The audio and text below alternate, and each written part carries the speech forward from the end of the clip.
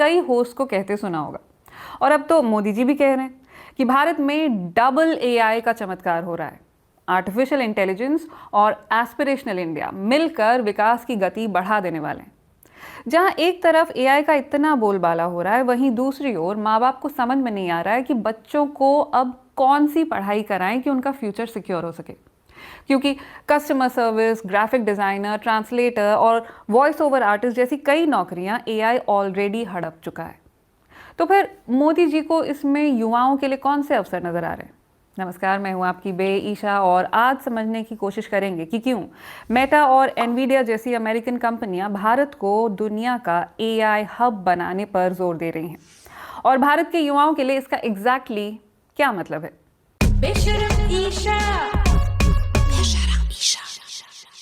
हाल ही में अमेरिकी tech company Nvidia ने मुंबई में 3 दिन का एआई समिट किया, जहां कंपनी के सीईओ जेनसन हुआंग ने भारत की एआई क्षमताओं को लेकर बड़ा बयान दिया।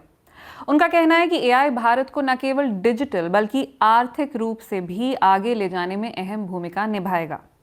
उन्होंने तो यहां तक कहा कि भारत को अपना खुद का एआई मैन्युफैक्चर करना चाहिए, न कि दूसरे देशों पर इसके लिए निर्भर रहना चाहिए। जिस वक्त एनवीडिया मुंबई में एआई पर समिट कर रहा था, उसी वक्त फेसबुक की पेरेंट कंपनी मेटा बेंगलोर में एक दूसरा एआई समिट कर रही थी, जिसमें कंपनी के वाइस प्रेसिडेंट और चीफ एआई साइंटिस्ट यान ल्यूकान ने भी ऐसा ही कुछ कहा। उनका कहना था कि एआई का भविष्य कैसा होगा, ये तय करने में भारत की भूमिका अहम होगी। जैसे जैसे एआई इवॉल्व होगा, वैसे वैसे भारत का रोल भी अहम होता जाएगा। मेटा और एनवीडिया दोनों भारत में एआई के क्षेत्र में निवेश बढ़ा रहे हैं। तो सवाल ये उठता है कि भारत के युवा इस नए भविष्य के लिए कितने तैयार हैं? क्या हमें एआई को लेकर सही जानकारी है? और सबसे ज़रूरी, क्या एआई हमारे लिए सही है या एक और सिरदर्द? क्योंकि वर्ल्ड इकोनॉमिक फोरम का तो ये कहना है कि खेती बाड़ी से जुड़ी, ट्रक चलाने की और मैकेनिक की नौकरियों को एआई से फिलहाल कोई खतरा नहीं है। तो क्या करें? बच्चों को ट्रक ड्राइवर और मैकेनिक बनने को कहें? चलिए पॉइंट बाय पॉइंट समझते हैं। एआई का ग्लोबल मार्केट साइज इस वक्त 184 बिलियन यूएस डॉलर का है और उम्मीद जताई जा रही है कि 2030 में ये बढ़कर 826 बिलियन यूएस डॉलर का हो जाएगा। भारत इसमें कहाँ है? भारत की आधी से ज़्यादा आबादी की उम्र इस वक्त 30 साल से कम है, यानी इंटरनेट, स्मार्टफोन और एआई का इस्तेमाल करने वाली सबसे ज़्यादा आबादी भारत में ही है। इसलिए सबकी नज़रें यहीं हैं। इनफैक्ट इस वक्त भी भारत से ज़्यादा इंटरनेट यूज़र्स सिर्फ अमेरिका में। तो जाहिर है भारत के मार्केट साइज को देखते हुए ग्लोबल एआई कंपनियां जल्द से जल्द इसका हिस्सा बनना चाहती हैं। देखा जाए तो आज health, education, security, energy, communication, finance, हर जगह एआई का इस्तेमाल हो रहा है। नए नए तरीकों से यह हमारे रोज़मर्रा के जीवन में शामिल हो रहा है। और भारत में सिर्फ कंज्यूमर्स ही ज़्यादा नहीं हैं, डेवलपर्स भी हैं, क्योंकि यही यूथ टेक जायंट्स के पास नौकरी भी करना चाहता है, इन कंपनियों से अच्छी सैलरी लेने की एस्पिरेशंस भी रखता है। इसके अलावा पॉलिटिकल, इकोनॉमिक और स्ट्रेटेजिक रीजंस भी हैं, जैसे अमेरिकन कंपनियां धीरे धीरे चीन पर अपनी निर्भरता खत्म करना चाहती हैं और इसके लिए भारत का रुख कर रही हैं। साथ ही ऐसा भी माना जा रहा है कि 2030 तक भारत दुनिया की तीसरी सबसे बड़ी अर्थव्यवस्था बन सकता है, यानी भारत जर्मनी को भी पछाड़ देगा। इतना ही नहीं, ग्लोबल साउथ देशों में भारत का दबदबा बढ़ता रहा है।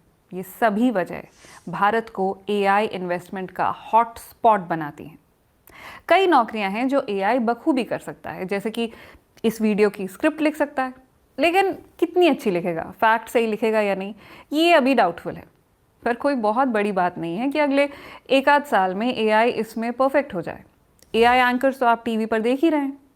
बीमार पड़ेंगे तो आपके फ़ोन में एआई डॉक्टर होगा जो बता देगा कि कौन सी दवा लेनी है। तो इसमें कोई शक नहीं है कि बहुत सी नौकरियां जो आज हैं वो आने वाले 10 सालों में नहीं रहेंगी। लेकिन एआई ट्रक नहीं चला पाएगा, इसलिए उस जॉब को खतरा नहीं है। और हालांकि एआई टीचर्स भी बाजार में आ चुके हैं, लेकिन वर्ल्ड इकोनॉमिक फोरम के अनुसार टीचर्स की जॉब को फिलहाल कोई खतरा नहीं है। अब सवाल ये उठता है कि जो बच्चे अभी पढ़ रहे हैं, क्या वो इस सारे स्कोप को पहचान पा रहे हैं? हमारे जितने भी स्कूल के प्रोजेक्ट वर्क्स होते हैं, जहाँ पे मान लो अगर मेरे को एक कहीं की रिसर्च करनी है एंड मेरे को 50 लिंक ढूंढनी पड़ी, उससे पहले मैं पहले ही as a helping tool ChatGPT को कह सकती हूँ कि अच्छा मुझे ये रिसर्च करनी है, आप बताओ कि मैं ये टॉपिक कहाँ पे सर्च करूँ. As of now it's like developing, but with coming time I can definitely see a lot of work will be done by AI and like it can replace a lot of professions to be honest. हम कितना भी सोचते हैं कि machines will overpower humanity, ऐसा नहीं होगा. CBSE ने तो 6 से 12 तक के बच्चों के लिए एआई को स्कूल के सब्जेक्ट में ही शामिल कर लिया है और ये सिर्फ शुरुआत भर है. एडवर्टाइजिंग और मार्केटिंग एजेंसी वॉर्क की रिपोर्ट बताती है कि 68% भारतीय युवाओं का एआई के प्रति नजरिया पहले से ज़्यादा पॉजिटिव हो चुका है. 31% जेन ज़ी रोज़मर्रा के कामों के लिए एआई हैक्स का इस्तेमाल कर रहे हैं, जैसे अपने कमरे को कैसे सजाएं, घूमने के लिए कहाँ जाएं, वगैरह वगैरह. 72% तो ये भी मानते हैं कि किसी भी इंसान से ज़्यादा उनको एआई समझ सकता है. लेकिन 40% युवाओं ने ये भी कहा कि एआई जनरेटेड आउटपुट बेहद बेसिक या नकली लगते हैं. जैसे यूट्यूब पर एआई जनरेटेड थंबनेल हो तो आप उसे फौरन पहचान लेते हैं और उसे देखकर ये उम्मीद भी करते हैं कि कुछ दिनों में एआई और स्मार्ट हो जाएगा. और एआई की इस दौड़ में कहीं आप पीछे ना रह जाएं, इसलिए यूट्यूबर्स के दिए हुए स्पॉन्सर्ड लिंक्स पर क्लिक भी करते हैं. एआई से रिलेटेड तरह तरह के कोर्स ज्वाइन करते हैं. एआई स्टार्टअप्स और एजुकेशन के सेक्टर में काम करने वाले लोगों का कहना है कि अब एआई को एजुकेशन में शामिल करने के अलावा कोई दूसरा चारा नहीं है.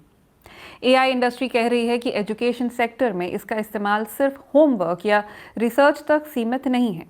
इसका इस्तेमाल स्टूडेंट्स की क्लासेस की प्लानिंग, उन्हें फीडबैक देने, यहाँ तक कि टीचर्स कितने स्ट्रेस में हैं ये पता लगाने के लिए भी किया जा सकता है. भारत की एडटेक इंडस्ट्री 2030 तक $30 बिलियन की हो जाएगी. एआई इस सेक्टर को और मजबूत बनाता जा रहा है. इस साल भारत में पहली एआई टीचर आइरिस को केरल के एक स्कूल में लॉन्च किया गया. इसे मेकर लैब नाम की एक कंपनी ने बनाया है और इस कंपनी ने इसकी टैगलाइन रखी है ब्रेकिंग बाउंड्रीज इन एजुकेशन.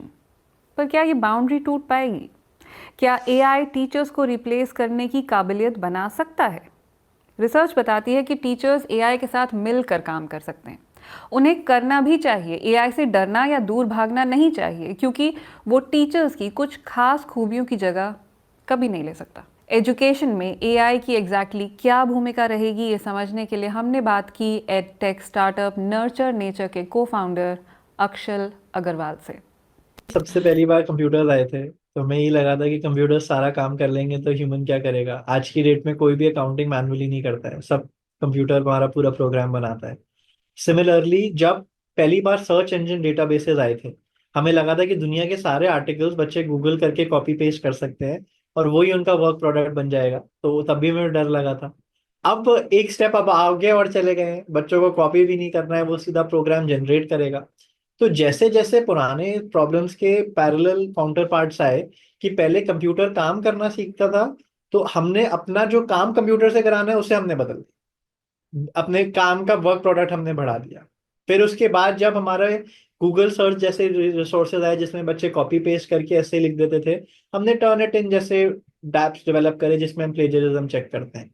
पर जो अब जनरेटिव एआई आ रहा है, मेरे हिसाब से उसके साथ जो बच्चों को स्किल चाहिए होगी वो फर्क हो जाए.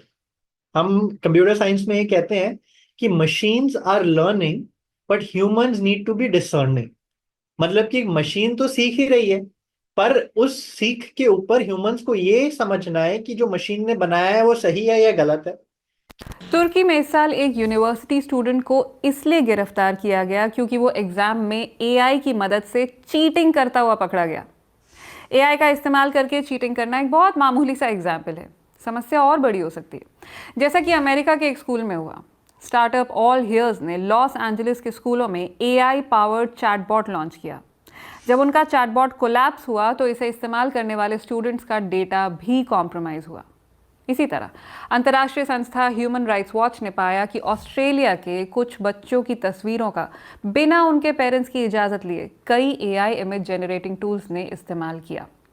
इनफैक्ट आप लोग जो अपनी फ़ोटो सोशल मीडिया पर पोस्ट करते हैं, बहुत मुमकिन है कि कभी किसी एआई जनरेटेड वीडियो में आप खुद का चेहरा देखेंगे और नीचे लिखा होगा सिंथेटिक इमेज.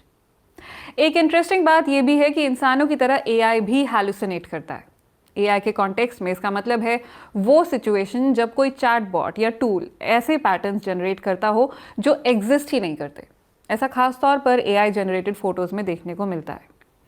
तो फिर पढ़ाई के लिए एआई टूल्स को इस्तेमाल करना कितना सेफ है? कहीं हम एआई वाली भूल भुलैया में तो नहीं फंस रहे हैं? ये समझा हमने लॉयर और एआई टेक एक्सपर्ट मेघना बल से। अगर हम सोच समझ के एक प्लान और एक AI program, let's say AI skilling program एक स्कूल में डालें, सोच समझ के, बोलो 1 साल लग जाए क्योंकि हमने बहुत प्लानिंग किया है, तो इन्स एंड आउट्स सोचे हैं एटसेट्रा। और दूसरा सिनारियो है कि हम 1 महीने में, हमको एआई चाहिए, हमको चैटबॉट चाहिए, हम बस डाल दें, तो आई थिंक फर्स्ट ऑप्शन थोड़ा बेहतर है, क्योंकि यस ज्यादा टाइम लगा मगर उसमें प्रॉब्लम्स आने के चांसेस और कम हैं, और फिर हम फायर फाइट नहीं कर रहे हैं। ये नहीं कि ये जो सोल्यूशन या ये जो टेक्नोलॉजी हमने इंट्रोड्यूस किया है हम उसके साथ we're fighting it। देखिए, इसमें कोई दो राय नहीं कि एआई के आने से कई नए अवसर हमारे सामने आए हैं, जैसे कि मोदी जी ने भी कहा, लेकिन इन्हें सही तरीके से इस्तेमाल करना बेहद ज़रूरी है। आज हम एआई के साथ खड़े हैं, इसे समझने, सीखने और सही ढंग से अपनाने में ही हमारा फ़ायदा है। और याद रखिए, एआई के साथ साथ हमें भी स्मार्ट बनना है। तो आज के लिए इतना ही। आप एआई को